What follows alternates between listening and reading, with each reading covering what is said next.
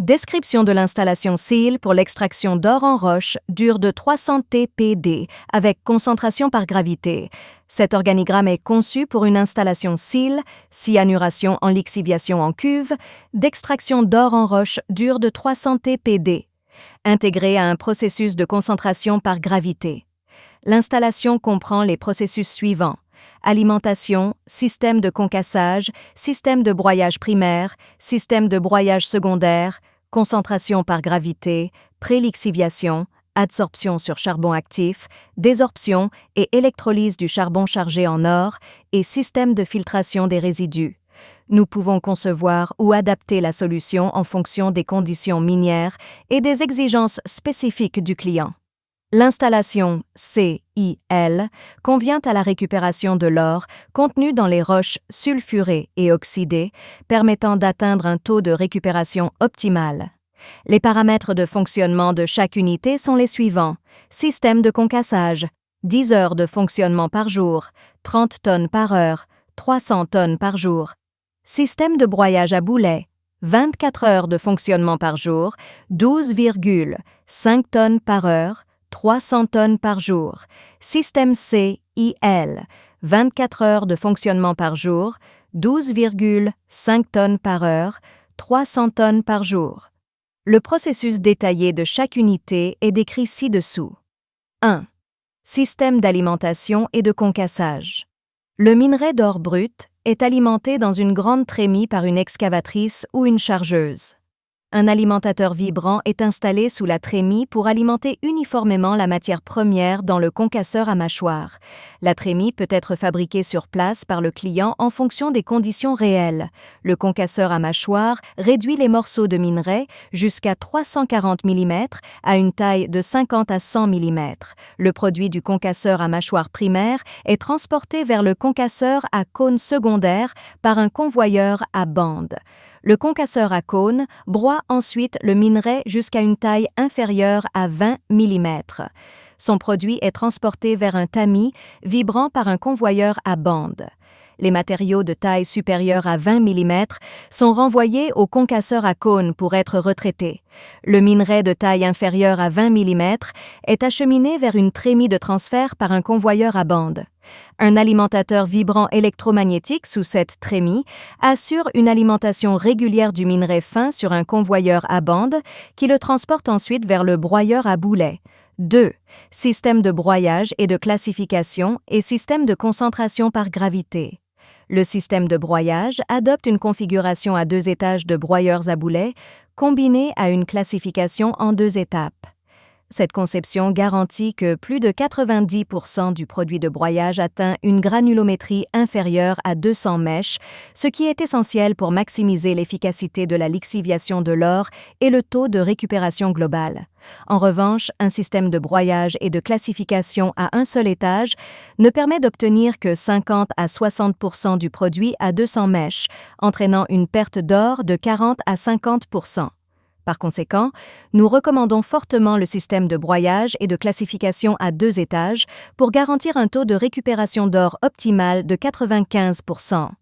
2.1. Broyeur à boulet et classification de premier étage.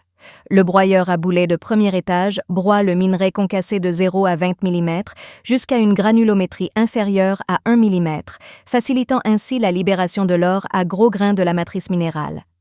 Le produit de broyage du premier broyeur à boulet est envoyé à un classificateur à spirale pour la séparation des particules grossières et fines. Le sous-verse, particules grossières, du classificateur à spirale est renvoyé au premier broyeur à boulet pour un nouveau broyage. 2.2. Système de concentration par gravité.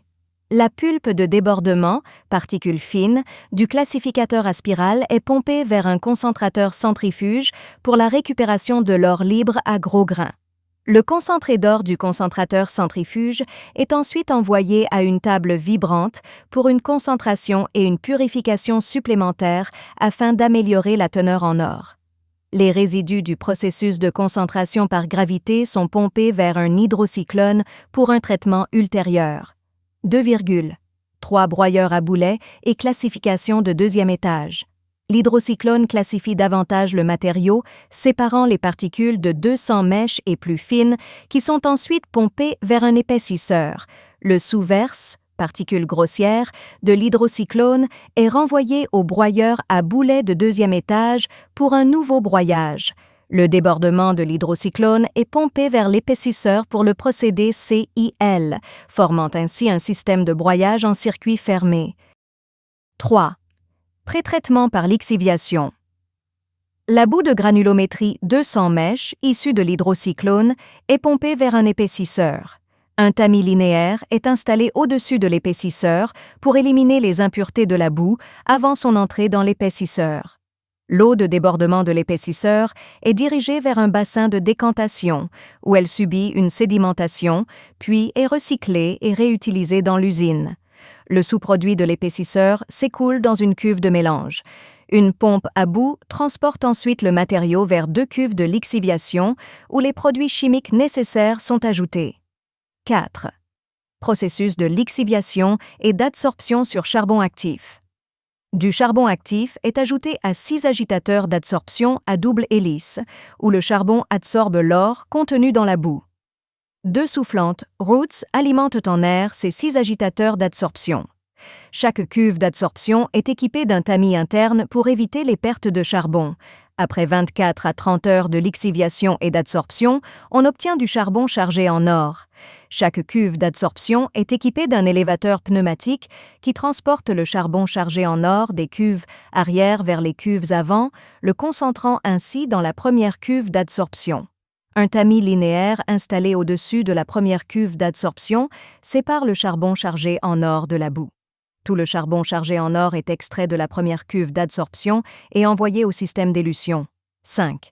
Système de désorption et d'électrolyse du charbon chargé en or, système d'élution et système de fusion des lingots d'or. Le charbon chargé en or est transporté vers une unité de désorption-électrolyse à température et pression normale, qui sépare l'or du charbon, produisant une boue d'or après électrolyse. La boue d'or est ensuite séchée dans une étuve. Enfin, un four de fusion est utilisé pour faire fondre la boue d'or séchée et obtenir des lingots d'or. 6. Système de filtration des résidus. Les résidus provenant de tous les agitateurs d'adsorption passent à travers un tamis linéaire, appelé tamis de sécurité, pour récupérer les fines particules de charbon chargées en or qui pourraient s'échapper. Les résidus de granulométrie inférieure sont envoyés vers une cuve de mélange tampon, puis pompés vers un filtre presse à plaque et cadre par une pompe d'alimentation haute pression pour filtration, produisant ainsi des résidus semi-secs. L'eau de filtration des résidus peut être recyclée et réutilisée dans l'usine SIL. La filtration des résidus miniers offre 2 avantages clés. 1. Les résidus semi-secs peuvent être stockés au sol, réduisant ainsi la pollution environnementale. 2. L'eau filtrée est recyclée, établissant un système de circulation d'eau en circuit fermé au sein de l'usine.